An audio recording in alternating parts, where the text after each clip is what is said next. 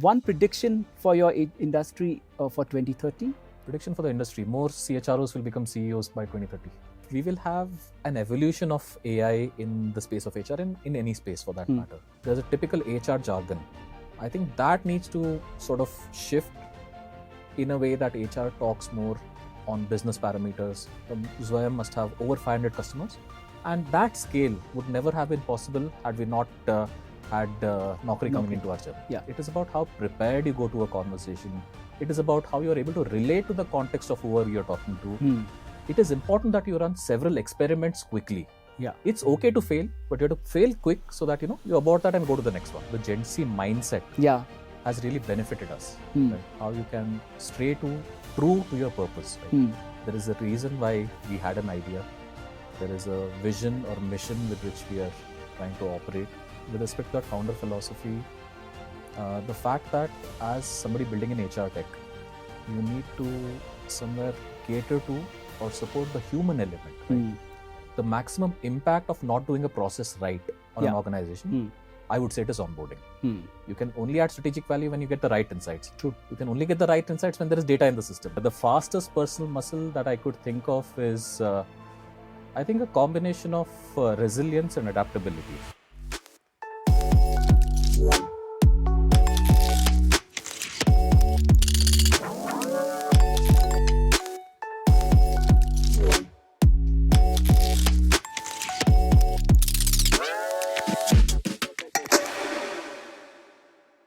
My guest today on the Karmine Kompass with Pivotal Conversations is an absolutely amazing youngster from Bangalore.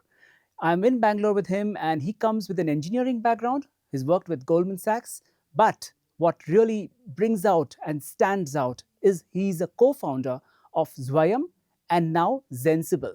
Let's catch up with Shreyas. Hi Shreyas, and welcome to the Karmine Kompass. Hi Santosh, thanks so much for having me. Shreyas, let's talk about your you're building from 0 to 1, right?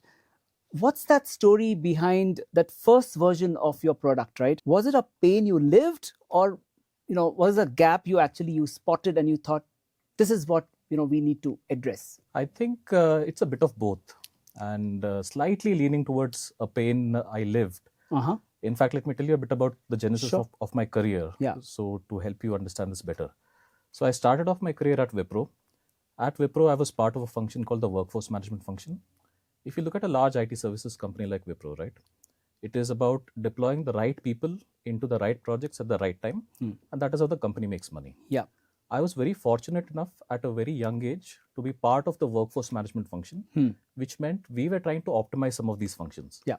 And the pain we lived during that time was very difficult. And this was back in 2015 or even prior to that. When you have a demand, when there's a client demand, matching it with the right person within the organization was a big pain. Yeah. Right. This was before the time of AI. There was no AI back then.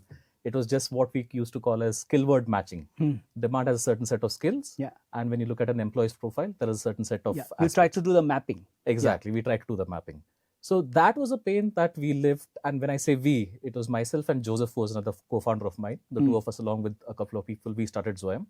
So that part was the pain we lived. But at the same time, there was also an element of a gap that we saw in the market, right?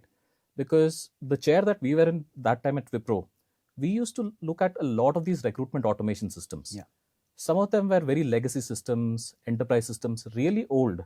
And somewhere we felt that they were not tuned well enough for that day and age. Okay. So I think a combination of both is what led to the genesis of the first startup that we began called Zwayam. Obviously, I'm a second-time entrepreneur. So Zwayam happened way back in 2015. That journey went on for 7-8 years before we got acquired by InfoEdge, which is the parent company of Naukri.com. That was the first product journey. And very recently, about 6 months ago, we've just gotten into our second entrepreneurial stint. In fact, the same founding team of Zwayam, we've come back again together because we still feel there are many more problems to solve in HR tech. And this time what we've done is we've looked at large enterprises. We've sort of looked at their problem statements because we've had the benefit of working with them. This time we want to cater to their pains. So what we're trying to do is plug in some of the gaps that products have left behind, which can be connecting different systems together, giving the right analytics, building cross-functional workflows. So the second attempt is to ensure that we are able to elevate the pain that customers are facing. So that's a bit about my journey. That's really interesting to know. So I think one key underlying that you probably brought out, Shreyas, is you're addressing the customer's needs. A lot of times startups get onto this zone where they want to deliver something, but they don't look at the customer. They don't fit into that shoes. Right. And that's where the startups may start, weaning off. So as a founder, right, Shreyas, what personal muscle did you have to build fastest, actually, to keep up with that journey? Right. So, Santosh, I was a very young founder. I think when I started, I was 26, 27 years. Okay. There were a lot of muscles that I had to build. But the fastest personal muscle that I could think of is, I think, a combination of resilience and adaptability, right? Because when I started out, a lot of conversations, whether it be with customers, investors, even potential talent that we were trying to hire, you would face a lot of rejections. Right? People would not take you all that seriously. Yeah. It was very difficult to convey your thought to somebody very senior. But I think in that journey, and when you're young, there is an idealistic view of the world that you have. Yeah. The real world, which is very practical, is extremely, how do you put it, messy, for lack of a better term. Correct. And I think the ability to be resilient, the ability to take some of these failures in your stride was a personal muscle that I had to build very quick. And apart from that, in general, to be, just making sure that whatever failure comes in your stride, you take it as a learning and move on, and you adapt to situations was another one that I had to build on very quickly. Yeah. You brought out another good point, right? You were young, and most of your founders were young, 27, 28, and that's when, you reach out to clients. They say, "Arey, ye kya deliver karega?" Because they probably are experienced, right? They've been through the journey of their careers and are really looking forward to some workable solution, which these guys say, आपको तो experience भी नहीं होगा. Right. So how do you try and match that gap? Because you guys are young end of the day. The look and feel, even now you're young. So how do you actually try and bridge that gap? How do you convince? I think that's that last mile connecting probably what makes the difference, right? Sure. So Santosh, I'll tell you this. So when we started Zoya, we were a team of 4. In the 4, I was the youngest. So the others were at least 12, 13 years elder to me. So there was that dynamic playing out. So I always had the internal benefit of working closely with somebody who was far more experienced. So that really helped me in my stride. But even otherwise, one of the functions that I was very closely involved in right from the beginning, and I love doing this, is talking to customers, talking about our product, trying to see whether whatever we were selling was something suitable for the customer and they relate to it. I did face a lot of issues, to be very honest, right? In fact, it was very difficult for somebody so young to be taken very seriously in a very senior audience. I remember a very pivotal incident. This was when I was traveling to Mumbai, and we were trying to pitch to a large enterprise. They took me to a huge boardroom. Everybody was in their suits, and they were evaluating our product, and I was like the center of attention there. And that was an overwhelming experience because I really did not know how to conduct myself. It was some of their board members were there. And that was a big learning for me because I really know that I did not do well there.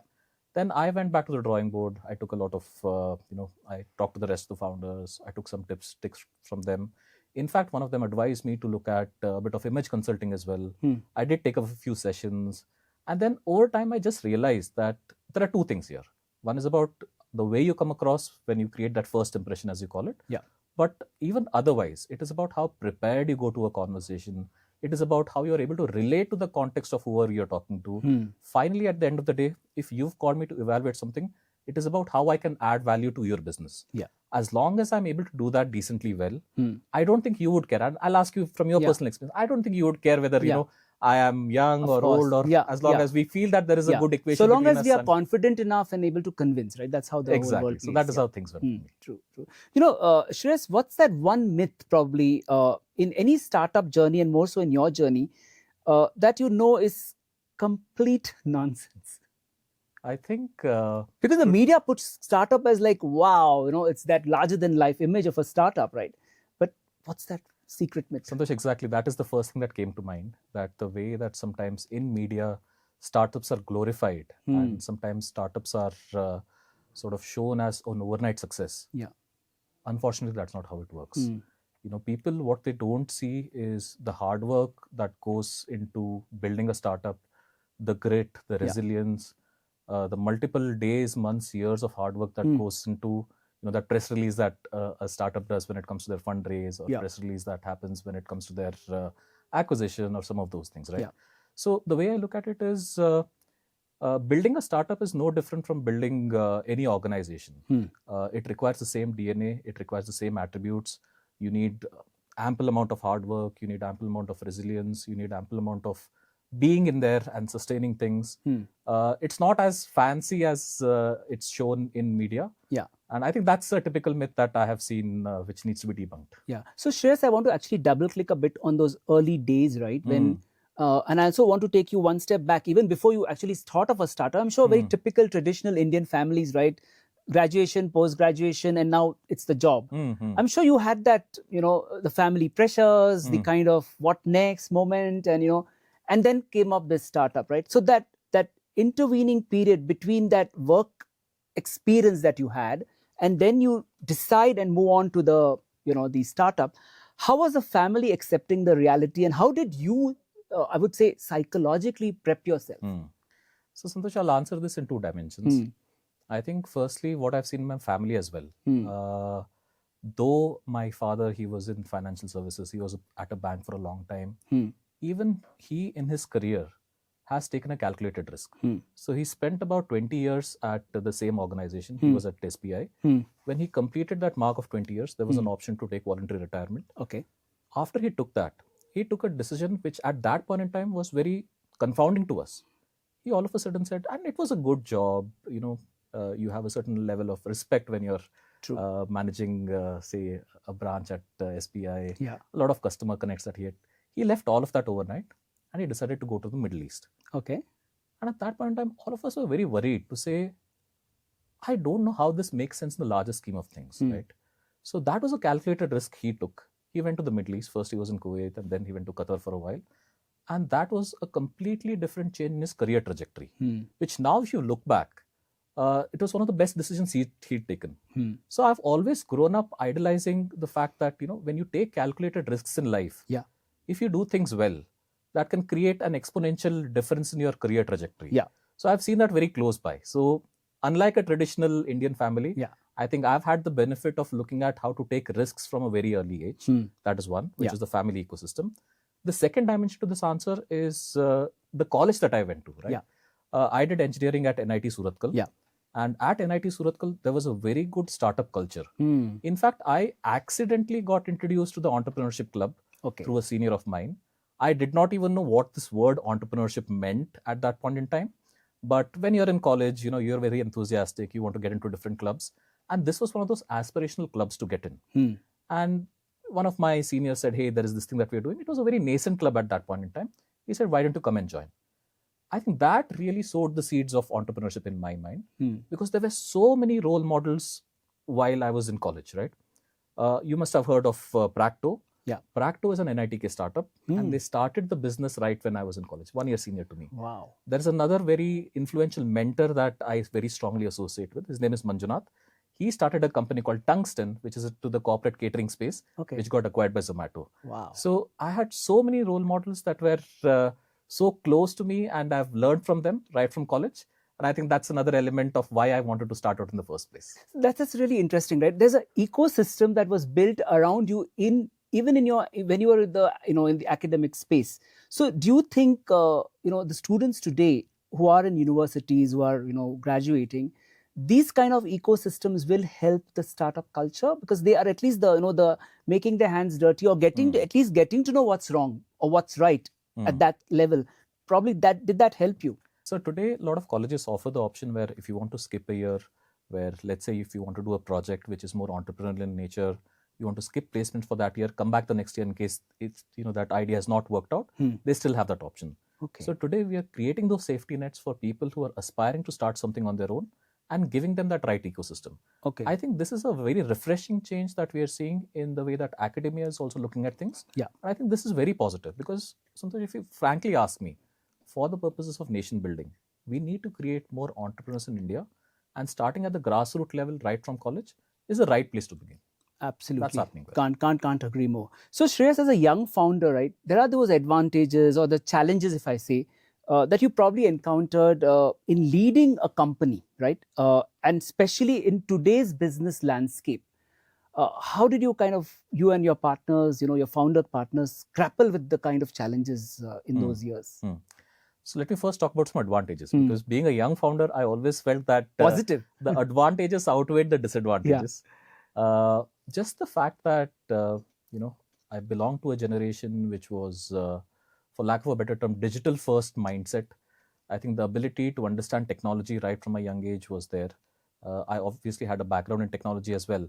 But as things evolve in any industry, I think there are so many technological developments that are happening. And the ability to understand those technology developments in the context of your domain, in the context of your industry is very important, because that's what leads to further efficiencies. I think as a young founder, that one aspect really helped me a lot. So the digital first mindset really benefited me. Apart from that, as a young founder, you don't have a lot of baggage, right? The rest of my founders had about 15, 20 years in corporate experience. Correct. They had to unlearn a lot to relearn. Thankfully for me, some of those baggages were not there. As a result of that, we could move, or at least I felt I could move things in a much more agile way within the organization. Even if there were some questions, should we do this, should we not? I would try to not sit on the fence, and I would always prefer to take some action. Even if that turned out to be wrong, there was a way in which you could sort of undo some of those. So as a startup, and this is my belief, it is important that you run several experiments quickly. It's okay to fail, but you have to fail quick so that you abort that and go to the next one. Okay. And in that sense, that agility really helped me. On the disadvantages front, like we've reflected briefly, I told you that in front of a senior audience, I always felt, how do I make my presence felt? Took some coaching for that. Took some image consulting for that. And after a while, I also realized that it is not just about your appearance or how you come across. It is the value that you add in the conversation, the value that you can derive from me, the trust that you have in me, which is more paramount than any of the other aspects. Absolutely. So how do you personally stay true, to your values? Because values are very, very key when it comes to a startup, right? Because whatever you do, whatever the values, they reflect in the startup and then the later phase of that startup. Especially while you're navigating investor expectations or your team culture, because you're building teams at the same time. And of course, as you scale up the market, how do you kind of stay true to the cohesive or the core true values that you've imbibed and that needs to be executed operationally? Right. So Santosh, I think it is a fine balancing act. It's not easy. What's really helped me is trying to understand how you can stay true to your purpose, right? There is a reason why we had an idea. There is a vision or mission with which we are trying to operate. And as long as that is crystallized in your mind and you're communicating that very often, even at the sake of being very repetitive, I think that part is very important. Apart from that, I think honest communication always helps, whether it is with your investors saying, we had this target, we could not do it, rather than trying to just beat around the bush.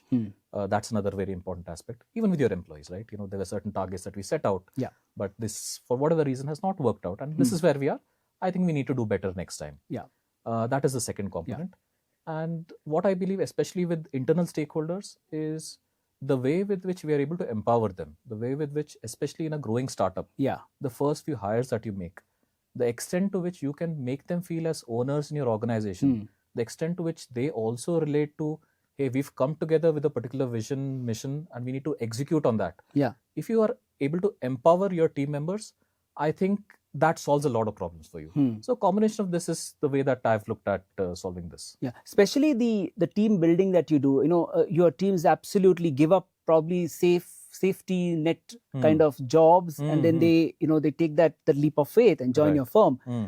But there's always that, I mean, if I have to use the right, doubt whether it will succeed or not, because end of the day, it's a teamwork, right?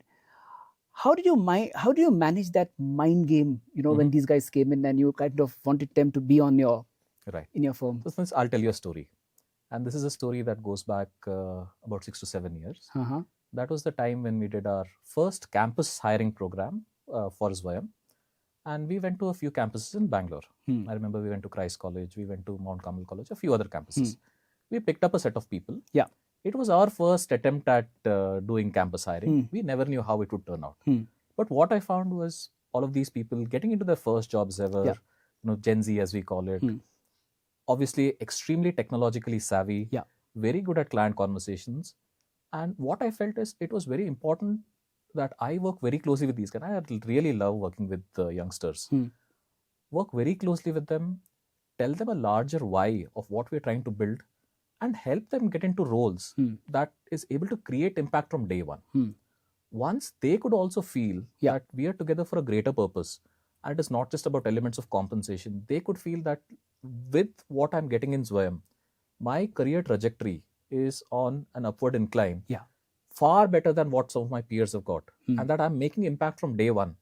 I think they could also feel that, yes, this is the right place to be in. So these have been some constituents of building that culture to ensure that everyone feels like a large family. I know some of these might sound very cliched, but in a growing startup, this is extremely essential. And I think that is a very important aspect that the founders need to spend a lot of time on to make sure that their team feels part of a large family and that we are growing together and we are all equally accountable for growing this to a large company. So I think that is a principle that I have followed. And in fact, some of these people that we hired 6-7 years ago, they're still part of us in our second venture. Wonderful. In larger capacity. So that to me is, very heartwarming to see that, they've... So they were just university graduates, They were just who have now university moved graduates. And today, if I look at some of them, they're able to lead very complex engagements with large customers.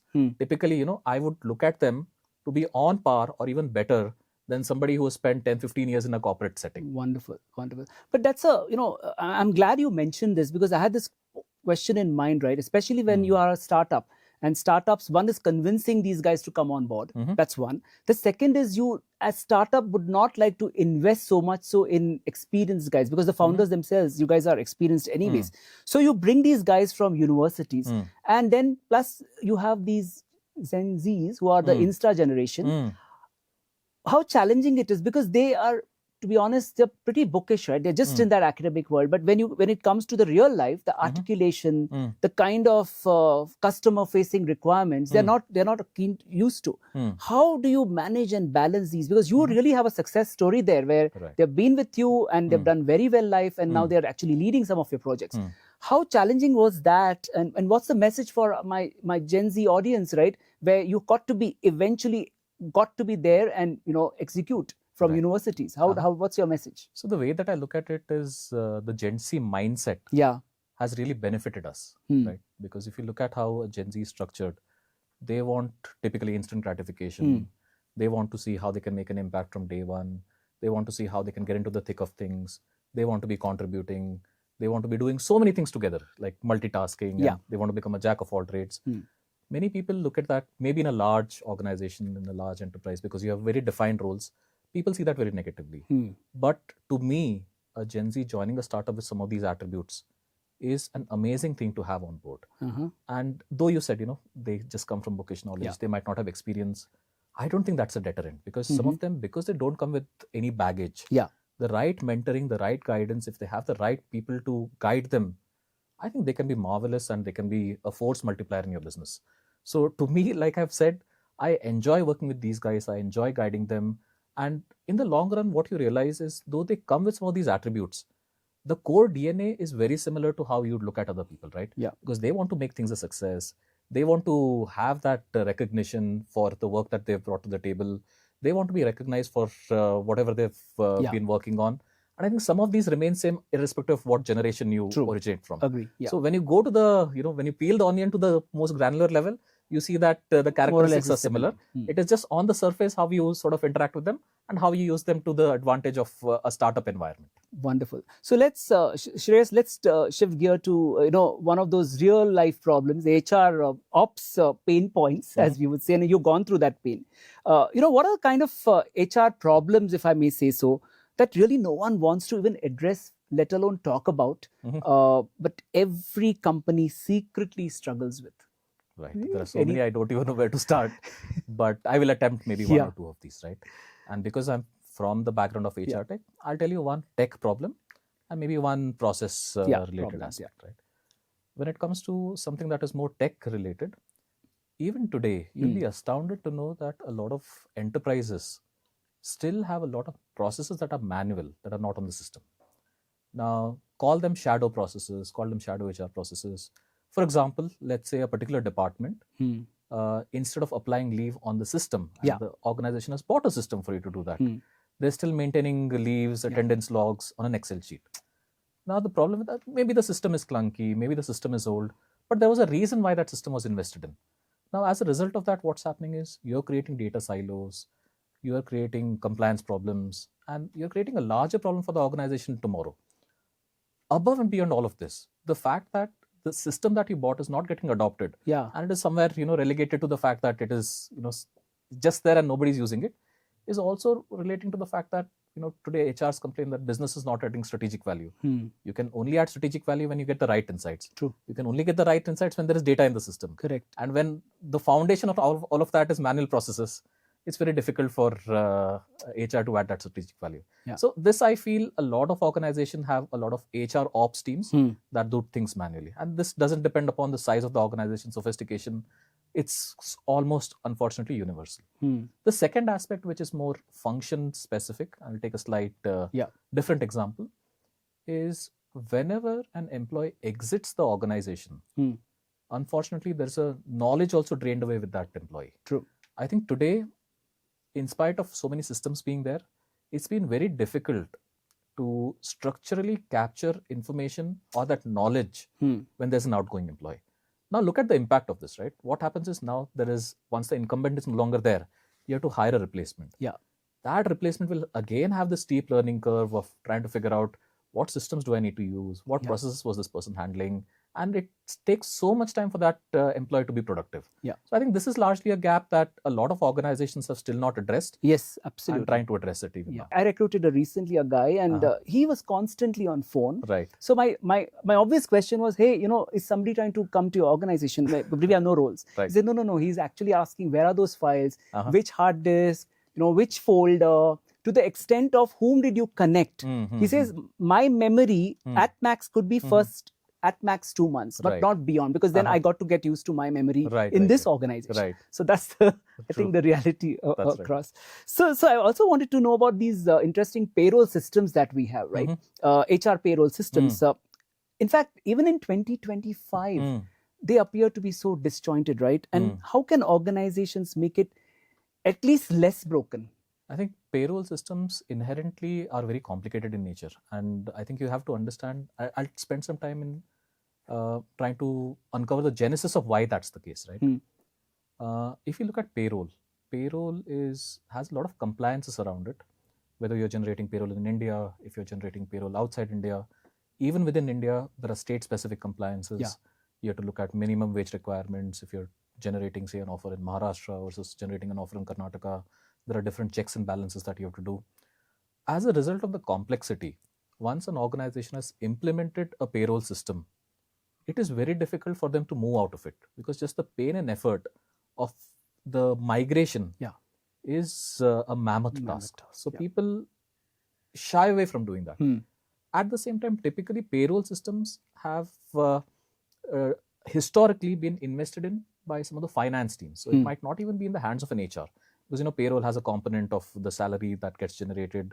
As a result of that, it's closer to finance or operations and not really HR. HR, on the other hand, has the onus of deciding your HR master systems, or HRIS or HRMS as you call it. So as a result of that, what you see in large organizations or many organizations is you have one system which generates payroll, another system that does HRIS or HRMS, and unfortunately these two systems end up not talking to each other. And that's a typical genesis that we've seen, and I've seen this a lot in my experience. And then you need somebody to look at data manually from your payroll system, take that data into your HRM system, and it becomes a clutch. The only way to solve it, in my view, is because of some of these nuances, you will continue to invest in best of breed, which means if you have a legacy old payroll system, it is very likely that it will continue as is. You continue investing in your new age, whether it's a SaaS platform, whether it's an AI-based HRMS platform, and you figure out the best way to connect these systems. Today, there are a lot of technology solutions. There are flexible architectures. There is something called APIs, which is how two systems interact with each other. As long as you have a robust framework to connect these systems, I think you're in a decently good place. But I think we have to understand that this is the lay of the land and it is here to stay. And unfortunately, it is one of the hazards of HR. From onboarding new employees to even exits, right?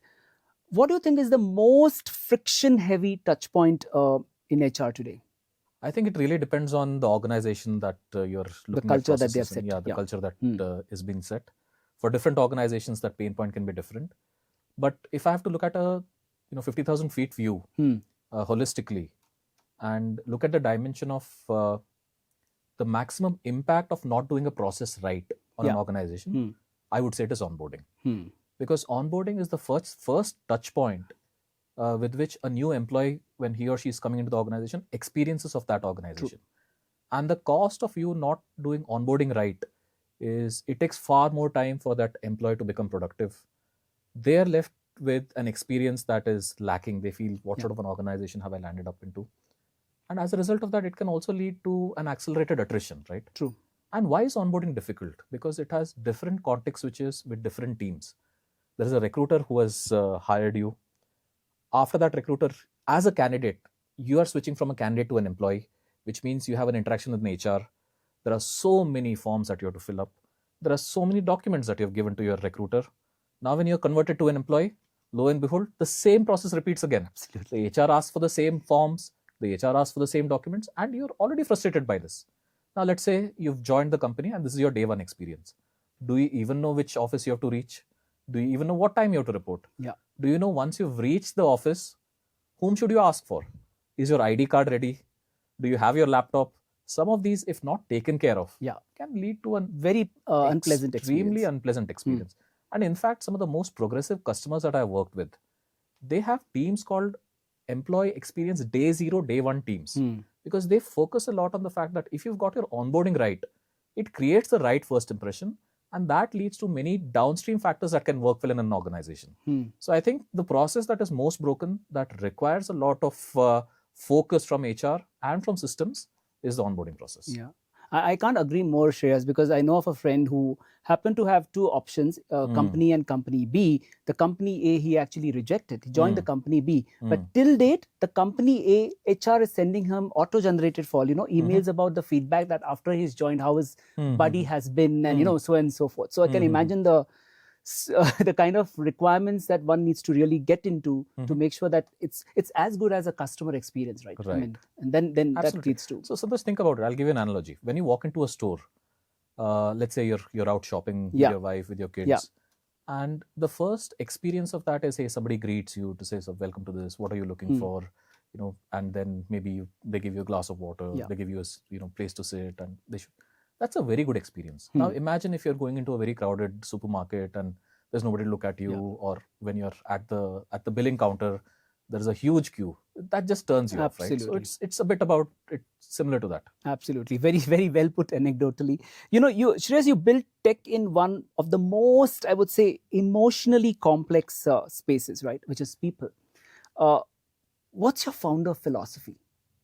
And I do know that you have that experience, and then that's when you and your founders went. But still, end of the day, it's a people connect, right? And still, you get into the tech piece of it. So, what's the philosophy? I think, Santosh, somewhere the answer is in your question. With respect to that founder philosophy, the fact that as somebody building in HR tech, you need to somewhere cater to or support the human element, right? And this was a learning from very early on. Yeah. I went to a customer. He asked me about, what is your product about? So I described the product.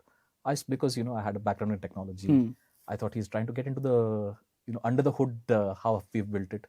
So I started telling him, hey, we've used this technology, that technology. Then he made me stop, saying, Shreyas, stop. This is not what I'm asking. I know you must have amazing tech.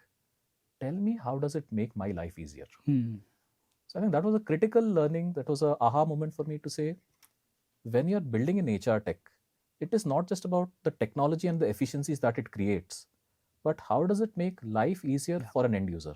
Whether it is a candidate, whether it be a recruiter, whether it is that HR leader, how do you really understand some of their frustrations, some of their emotional needs, some of their, what is it that they're looking for in a product, and build according to that. So I think that's a critical founder philosophy that I operate on. There's another aspect to this. I think just because of me being in this people space, it is important to have a continuous feedback loop. because things keep evolving, right? And your user or that person who might be the HR or the candidate or the recruiter, they know best on what they want. Yeah. And the closer you can have your eyes and ears to the ground and understanding their needs, whether it's their emotional needs, whether it's their needs with respect to the product, and being able to build that back into the product is what really sets you apart and ahead of the curve. So I think it's a combination of these aspects that I would look at. Yeah. So Shreyas, if you could eliminate one legacy HR practice, and you've been through that whole journey, typically from an Indian enterprise standpoint, what would it be? Right. Because you said the word Indian enterprise, I will speak from my own experience. When we built Zwayam, we got acquired by a large company. We were part of the Info Edge group. Yeah. Obviously, all of you must have heard about Naukri, so the parent company. And prior to that acquisition, when I used to look at evaluating the performance of my team, it would be just on the basis of the sort of impact that they've created on the floor, how that has contributed to our business success, how that has contributed to better revenues, better profitability, some of these metrics. As part of a large organization, for the first time ever, I was exposed to something called a bell curve. Right? I'm sure, Santosh, you've also heard of this, and it's a very dreaded word. And I don't know whether this is very specific to just Indian enterprises, but this is true in the enterprise context, right? Yeah. When you evaluate performance for your team members, it has to follow a normal distribution. There are only a certain set of people that would have performed exceptionally. You are forced or constrained to put a certain set of people to say, hey, you need to roll up your sleeves even though they might have done a good job. So that was a model that I felt was not very relevant to the nature of entity that we had created as Zwayam. Perhaps for a larger organization that makes a lot of sense. But somewhere for a growing organization and for a growing enterprise, I felt that was one practice that we could have come out of. And even now, when we do performance, especially in a startup, I don't think we relate to that. But I still know a lot of my friends in the HR community that follow this method. And I know a lot of people who are personally not happy with the fact that they follow this bell curve. I'm sure you also can speak from experience. Some organizations actually have done away with it. And in our parlance, right, the non-HR guys, we say that, the Santa Claus comes in December with a bell, but the HR comes with another bell in January, February, right? True. So we always call it the Jan, Feb, March effect. That's when the bell rings again, and that's not a good news bell. Right. So you also we all know how it is.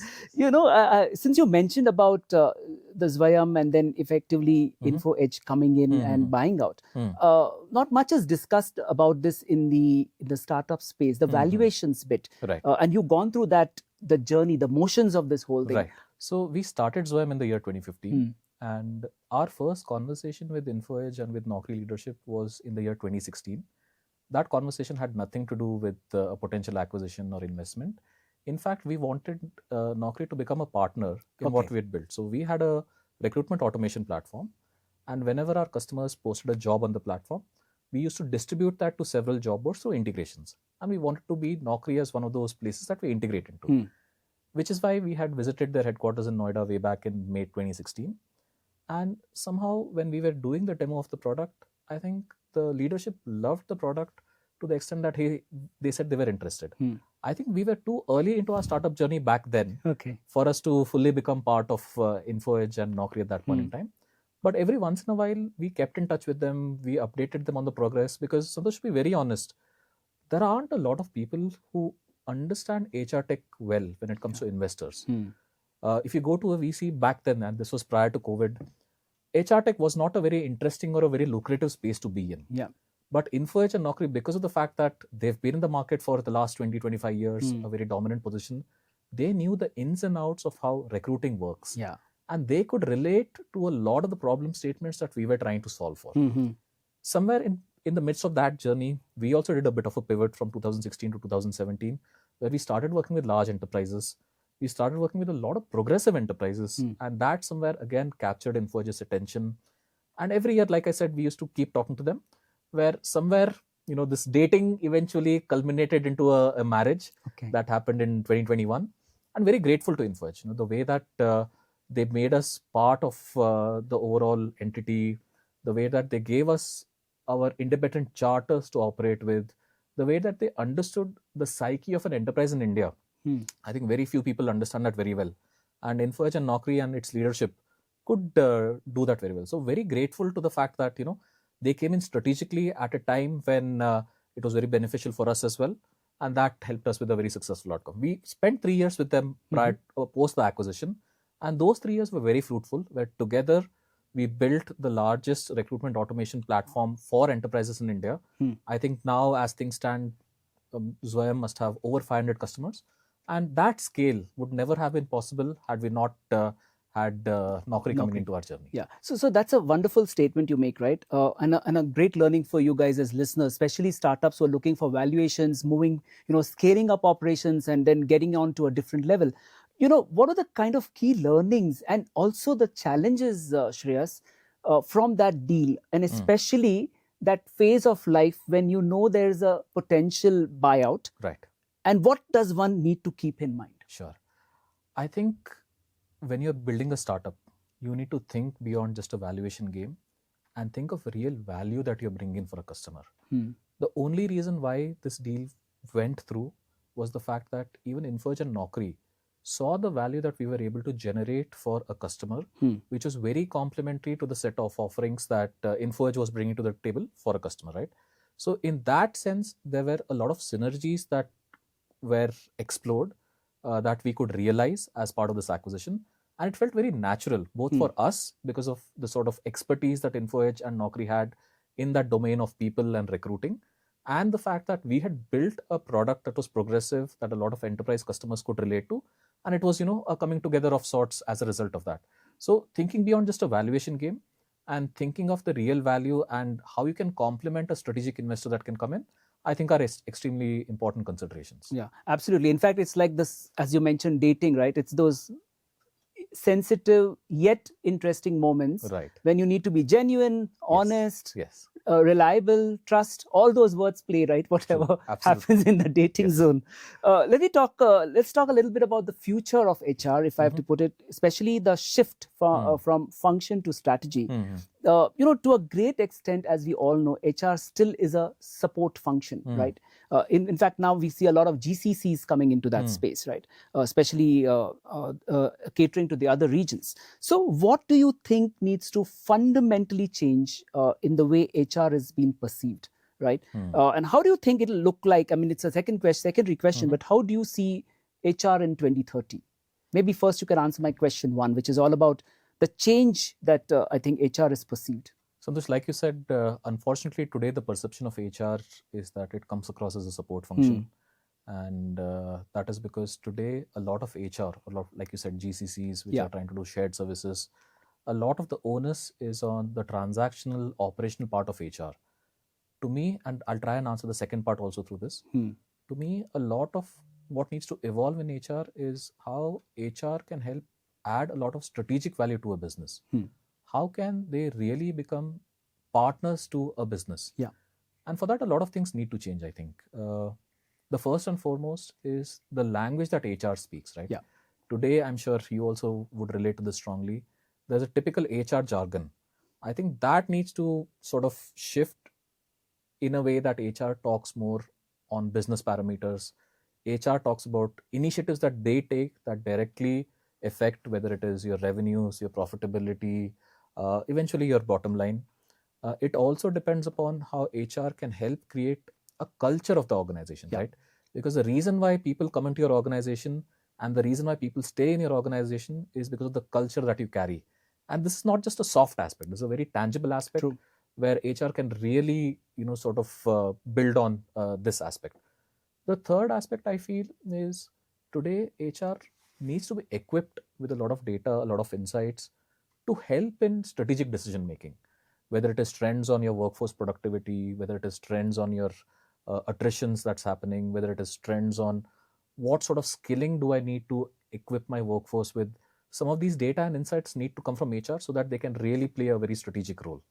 And to put all of it together, the way I look at HR's involvement is if they can orchestrate or they can become the architects of the workforce in an organization, which means identifying skill gaps, ensuring that an employee during his or her journey in the organization is engaged, figuring out the right opportunities internally for that person. Like you briefly said, sometimes internal mobility is really broken. If you're able to solve some of those problems, then I believe HR can really play a strategic role in growing the business. And I'm sure if I have to put, my thinking hat and look into the future, we will also start seeing more CHROs become CEO of organizations when they add that strategic value. True. So what's your take? You mentioned about CHROs, right? What's your take on CHROs? Because now, as you rightly mentioned, the need for them to become the chief product officers, for that matter, in the sense of designing experiences and also, not just optimizing those processes that probably have been dealt with, playing a very key role in the organization and the strategy again going forward. So I think it's a good analogy. If you look at a product officer or somebody who's building product, essentially what are they doing? They're building for a user base. They're rapidly iterating. They're trying to cater to the requirements of that user base. Iteration based on data points and so on. If you take this analogy in the HR space, what is the CHRO doing? They're architecting the employee experience, right? Correct. For them, who are the users? Your employees in an organization. And it is about really understanding the employee sentiment. What are their aspirations? How do I create systems? How do I create processes that align to this user base? How do I rapidly take feedback, learn from that feedback, and essentially put that into a loop where I can improve some of my processes and technology? So to that extent, I feel this analogy is very apt, where just like a product officer has to do constant iterations, work on building a better version of the product, the CHRO has the primary stakeholder as a set of employees and doing something similar. True, absolutely. Let's talk a little bit about building a smart HR, not just digital. So HR tech, as you say, it doesn't always scream sexy to first-time founders, right? What do you see in it that others maybe didn't? Right. So I'll answer that on a few different aspects. I think the first is I was on the other side, I was a practitioner myself. So it was very natural for me to have started out in HR tech because of my background.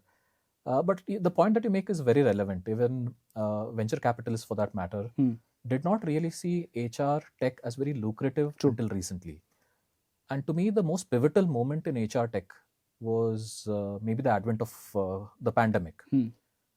Prior to that, it was all touch and feel, where all of us in an organization would sit across the table and resolve some of our issues or have conversations or promote engagement.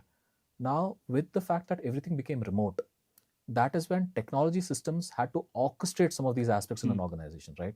Whether it is the ability to do performance management virtually, whether it is an ability for HR or the overall organization to build its culture, it had to happen through the orchestration that had to happen via systems. So that is really when HR tech came into prominence. Okay. So if you even look at the funding statistics in HR tech, post-COVID, there has been a massive boom, right? And I do think that the nature of how people perceive HR tech has significantly changed thereafter. When we first started in 2015, 2016, people thought of HR tech as a bit of an outlier and people did not understand that very well. And I have a reason also for it. If you look at HR on one end of the spectrum and tech on the other end of the spectrum, it's somewhat like chalk and cheese, right? And it's very difficult to have an intersection set of people who get both HR and who get both tech and for them to come together. True. And that is where some there was very little supply of talented individuals doing HR tech on the one hand. So some of the systems were very legacy, they were very old. They were possibly inherited from some of the ERP systems. They were not made for HR, made by practitioners themselves. That was a huge challenge back then. Now things have evolved. I think as a result of some of these things, COVID coming into the picture, people have become more progressive in really understanding the impact that tech can make in HR. And I see that this will only, force multiply going forward. Absolutely. Is there a product design or a product decision, Shreyas, you made that was totally counterintuitive, but ended up being a game changer or more, in fact, more value add probably than you anticipated? Right. Can't think of. Yeah, I think that there is one that comes to mind.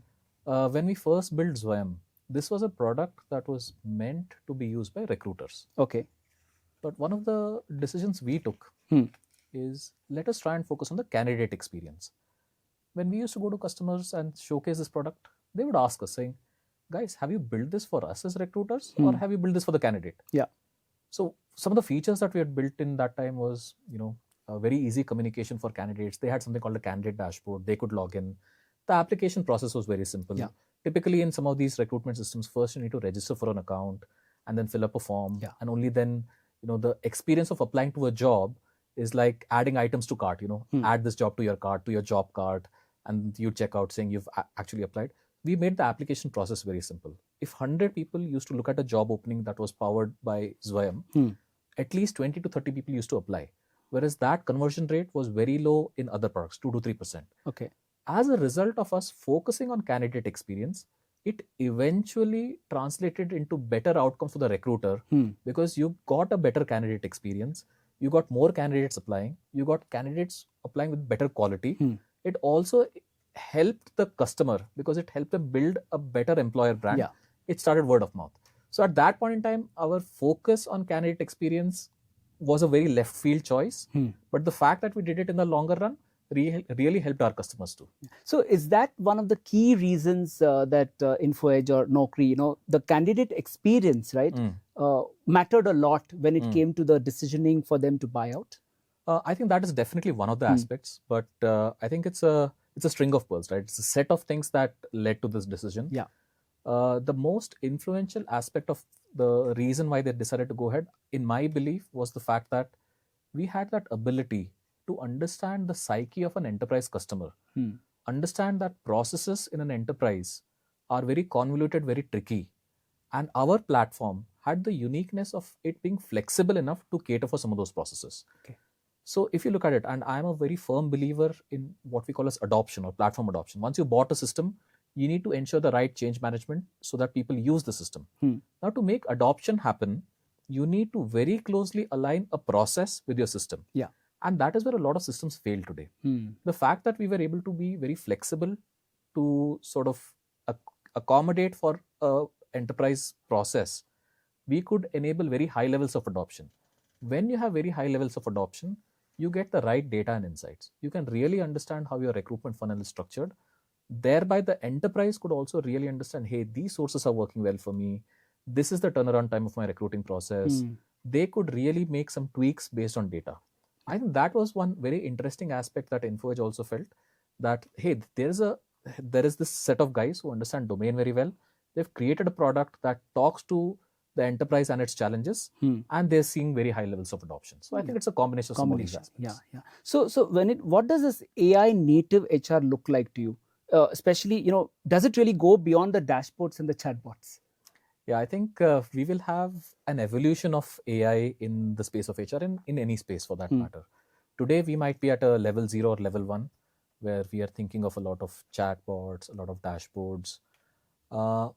As things evolve, to me, if I have to close my eyes and think about the impact of AI in HR, down the line, I think maybe 5-10 years down the line, I would look at how AI can create personalized experiences for employees. Which means today, if you look at HR processes, it's typically a one size fits all, right? Yeah. Something might be relevant for you, might not be relevant for somebody else.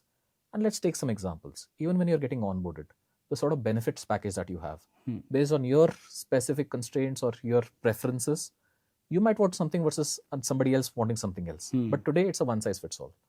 Now, when you look at your journey within the organization, the learning interventions that you need are dependent on your aspirations within the organization, whereas somebody else might have something completely different. Yeah.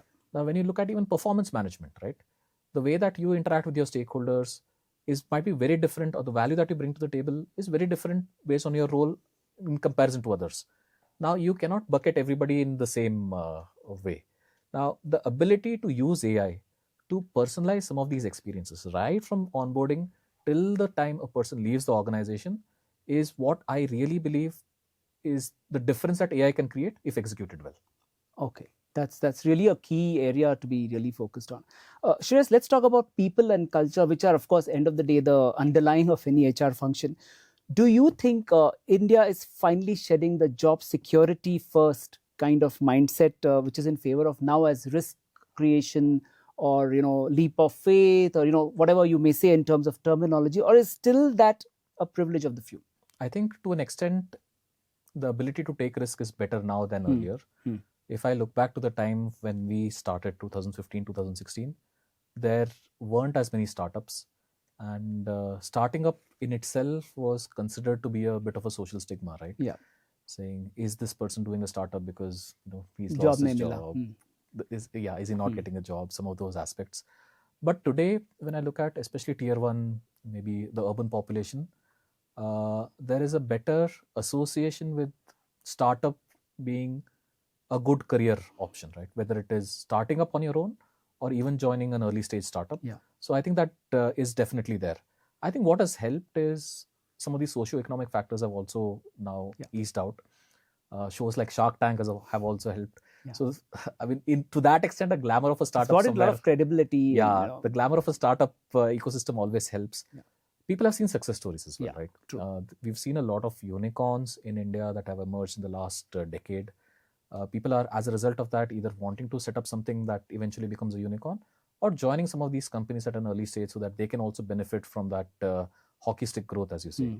But at the same time, to take a bit of a counter view, I feel this is still a maybe tier 1 city phenomenon.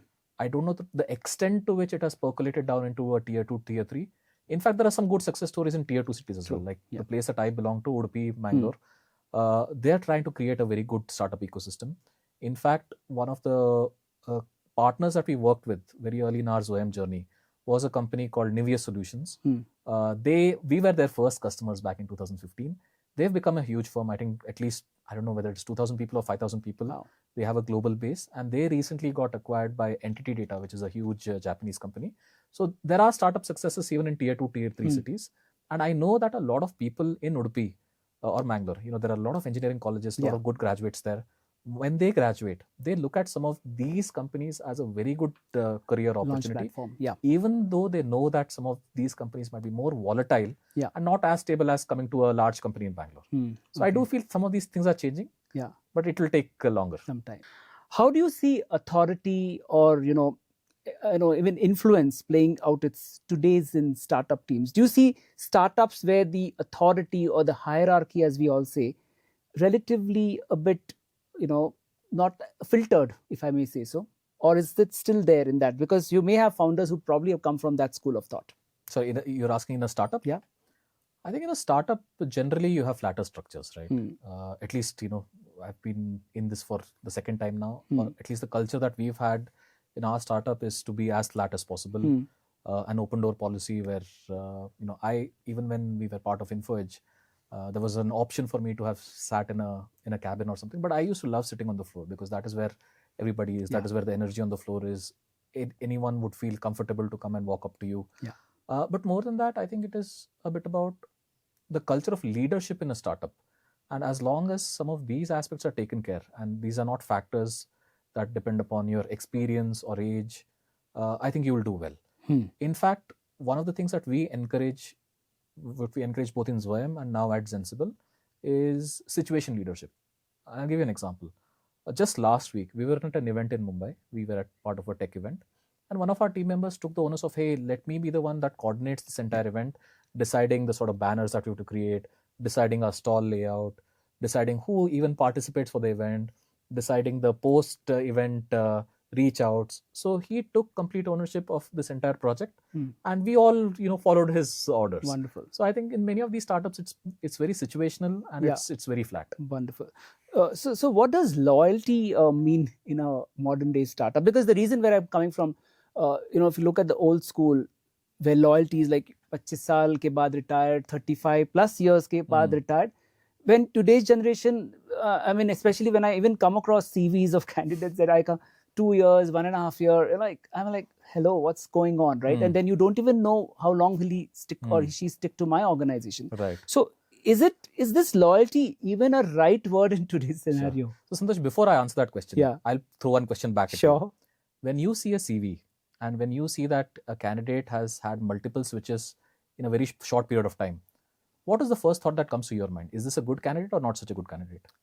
To be honest, the candidate may be good, but then I doubt the question, the tick boxes don't really apply, because what are the questions that come to my mind? Will he stick around or not? That's one. Secondly, what are the reasons? See, once somebody comes to me and says, let's say that, I was looking for growth or I was looking for opportunity, I can understand. But more often the answer is money. Okay, so I'll answer that in the context of how you've answered this, right? Like you said, I think the traditional definition of loyalty is changing. The traditional definition of loyalty was you have a person who's almost spent their entire career at one organization or spent about 20, 30 years in an organization. I think that is going to change. To me, a newer definition of loyalty would be for the time you're in an organization, how fully committed you can stay to the cause of the organization, right? And somewhere I feel it's a two-way street. And that's where I have a slight difference from the way that you answered this to say it's not always about compensation.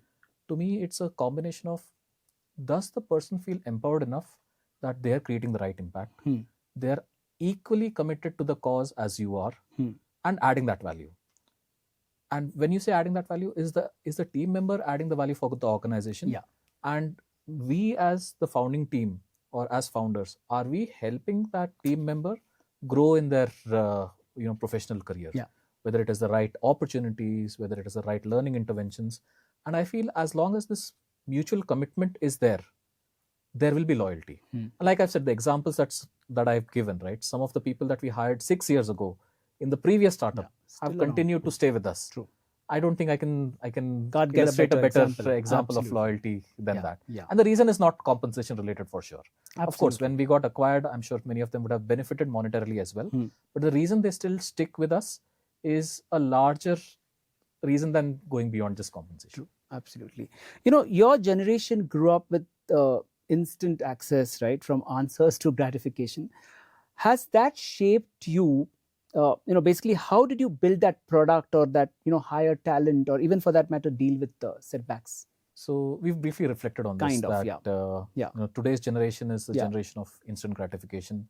I think it works both ways. There are some advantages and there are some disadvantages.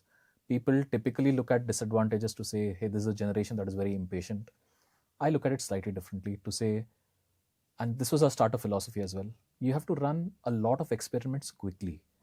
And the quicker and the more agile you are in running an experiment, even if it fails fast, that's okay. Yeah. Because if you failed, you've got the right data points to iterate on the next experiment. Yeah. So to that extent, the ability to quickly iterate is a generational trait of the younger generation, and that holds us in good stead. So that is with respect to business. The second aspect that you said was with respect to hiring, right? Even when you hire, today's expectation of candidates is very different. We spoke briefly about Gen Z. Correct. They want an experience that is almost instant. They need that instant feedback when they're into that recruiting process. So sometimes you need the backing of the right systems also to provide that. And at the same time, once you've onboarded them, once you've hired them, you need to showcase the right path with which they can create an impact almost from day one. As long as you've got some of these factors right, I think you will be able to cater to the newer generation. When it comes to setbacks, I don't exactly know how to answer that. Maybe the way that I can look at it is, in this case, the ability to be agile is a double-edged sword. True. In one way, again, the same example of running experiments, right? You can do something quickly, but then unless you do it, you will not learn from it. When you learn from it is when you can do something better. So that is how you handle setbacks, right? You don't look at it, you have a very positive outlook. Don't look at it as a setback and not do the next experiment, but quickly get into the next experiment. True. Talk to us about Zensible, your new venture. After Zwayam, what's Zensible all about? Sure. So while we were at the helm of Zwayam, that was a product company in the recruitment automation space. And we used to work with a lot of enterprise customers, right? We were personally at loggerheads between two things. One is growing the product versus ensuring that there is full customer satisfaction. And I'll go into the next order of things. A product can typically only service 70 to 80% of a customer's use cases. There are always a set of gaps that a product will leave behind.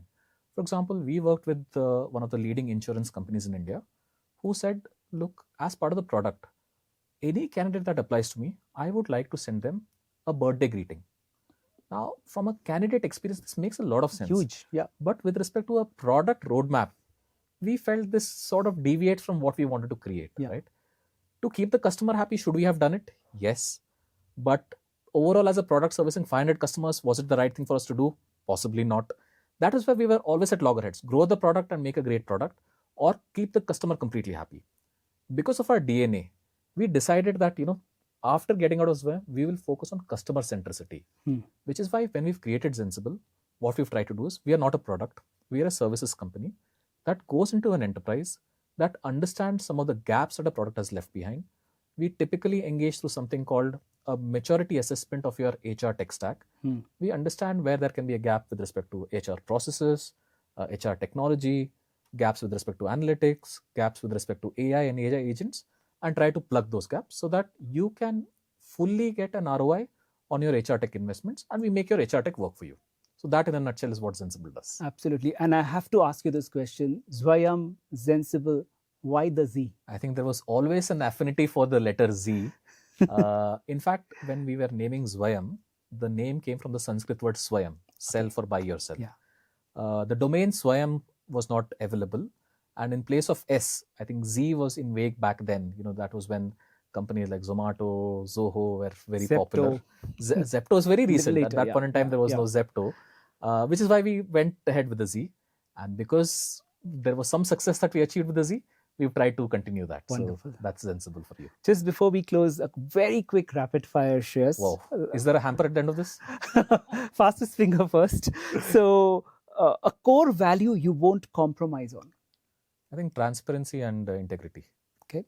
One book that changed, the way you think. Actually, I don't read much, but a book that I've really kept close to my heart is Ikigai.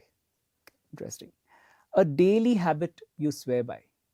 In the morning, I like to keep a block of time free for myself so that I can orient what I have to do in the day before all the distractions kick in. Super. So focus block in the morning. Wonderful. What hobby or a sport probably makes you a better professional? I don't know about better professional, but I like playing badminton with my team. And a hobby that I've recently picked up is playing chess online. So that keeps me sharp. Interesting. One prediction for your industry for 2030? Prediction for the industry: more CHROs will become CEOs by 2030. Awesome. Your personal North Star metric? How can you keep adding user value? That's the North Star metric. Perfect. What's on your stop doing list for this quarter maybe? Stop doing list. Sometimes I tend to slightly get into micromanagement, so I need to stop doing that for operational tasks. Okay, that's great. One word your team would use to describe you? I think resilient. A myth about your industry you'd like to debunk? A lot of myths, but the top of mind one is HR systems are used for audit and compliance purposes. No, they're not systems of record. They're really systems of engagement if used well. Okay. One skill leaders, basically one skill that leaders need, will need the most over the next decade. I think going forward, technology will take care of most of the operational aspects. So we as humans, I think we need to have empathy towards our team members and all our stakeholders. Okay. One last question before we wrap up. Shreyas, what's a day off in the life of Shreyas? Oh, day off, I've recently become a dad. So I spend a lot of time at home with my younger one, with my wife. So this is something in the startup journey that I did not have the benefit of doing. So I like doing that on my days off. Wonderful. Shreyas Tonse, co-founders, Zwayam, and now Zensible. Many, many thanks for being with us on the Karmine Kompass Pivotal Conversations. Thank you so much for having me. Thank you. And well, with that, we come to the end of this wonderful, super episode of the Karmine Kompass Pivotal Conversations with my guest, Shreyas Tonse and Santosh Sirur. Bye for now. See you later. Bye-bye.